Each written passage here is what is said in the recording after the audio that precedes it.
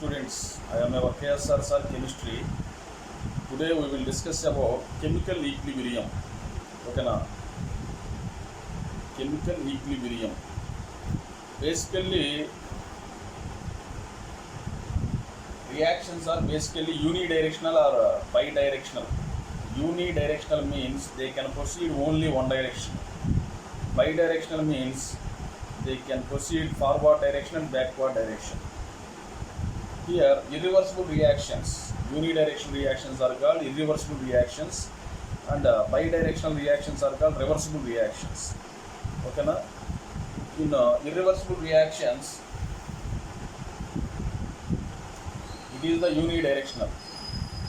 Reactions carried out in open vessel involving gases, substances are irreversible. Reactions carried out in open vessel involving gases, substances are irreversible because gas undergo diffusion. For example, H2O liquid heated up to 100 degrees Celsius, that is evaporated in a open vessel. So there is no product can give back to reactants. That type of reactions are called irreversible reactions. They can proceed only one direction. Okay, now reactions carried out in open vessel involving gases, substances are irreversible because gas undergo diffusion. For example, evaporation of water in open vessel. Water liquid heated up to 100 degrees Celsius, that can be evaporated. That means that can be converted into gaseous state. That gas is escapes from the open vessel. And decomposition of limestone in a kiln. Decomposition of limestone in a kiln. That is the example of irreversible reaction. Calcium carbonate solid heated in a open vessel. Calcium oxide solid plus CO2 gas. This gas is escapes. This gas is escapes. That's why the reaction proceeds only one direction. Here carbon dioxide gas is escapes from the vessel. So that's why these type of reactions are called irreversible reaction. Okay, now all precipitation reactions. For example, sodium hydroxide combines with sulfuric acid, you get precipitation. Salt. But precipitation reactions are also called reversible reactions. That means they can proceed only one direction. In the same way, combustion reactions also examples of irreversible reaction. Okay. In irreversible reaction, there is no question of equilibrium. Equilibrium is not attained in case of irreversible reaction. Okay, now. So these are the irreversible reactions. Here some more examples of irreversible reactions. Okay. Burning of magnesium in air are irreversible. That means air contains oxygen and nitrogen.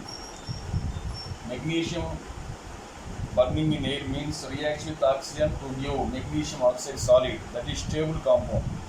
So that's why which cannot decompose to give back reactants. So these are the unidirectional, that means irreversible reaction. In the same way, in air nitrogen also there. Nitrogen combines with magnesium to form magnesium nitride. These are the irreversible reactions. That means products are more stable than reactants. So that's why it cannot give back to reactants. So these are unidirectional and irreversible reactions. And also precipitation of solid by mixing aqueous solutions are irreversible. Precipitation of solid, that means here AgNO3 aqueous solution that can combine with NaCl aqueous solution produce AgCl precipitation that can be filtered out, and NaNO3 aqueous solution. So this type of reactions are called precipitation reactions. These are also irreversible, unidirectional. They cannot proceed only one direction. So these type of reactions are called unidirectional or irreversible reactions. Okay, understand? These are the irreversible reactions. Next type of reactions are called reversible reactions. It has two parts. That means one is called forward reaction and another one is called backward reaction. That is called reverse reaction.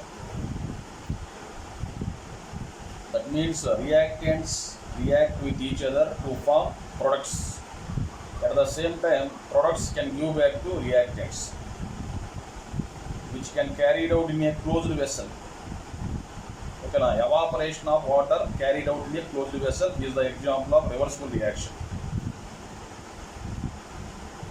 Okay, here it was denoted by double-headed arrow in between reactants and products. See examples. Evaporation of water is carried out in closed vessel. H2O is liquid converted into H2O gas. In closed vessel, water molecules evaporate and come back to surface of the liquid. Again, give back to liquid. Both are possible in closed vessel. That means forward reaction is possible and backward reaction is possible. The type of reactions are called reversible reactions.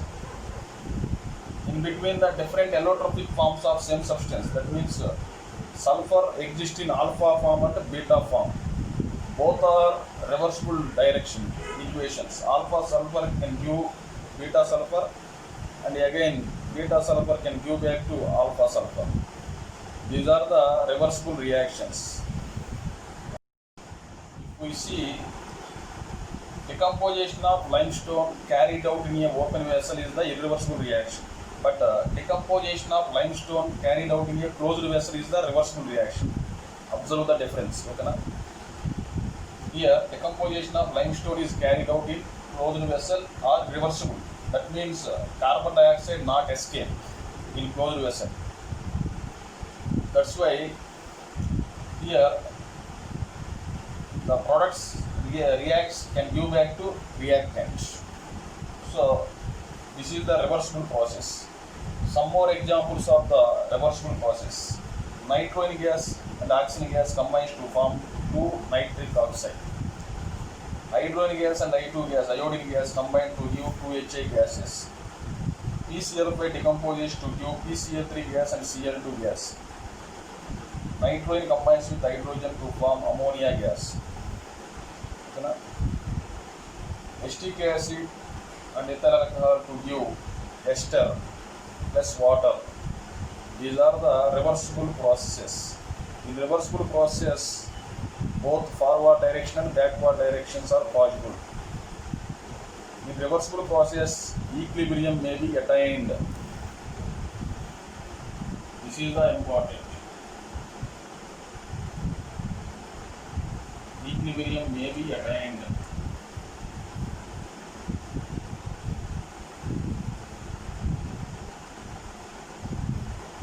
Equilibrium may be attained in the case of reversible process. But in irreversible process, equilibrium is not possible because that can proceed only one direction. So these are the irreversible and reversible processes. So observe the differences between reversible and irreversible process. In the case of irreversible process, equilibrium is not possible. In case of reversible process, equilibrium may be attained. That is the main difference.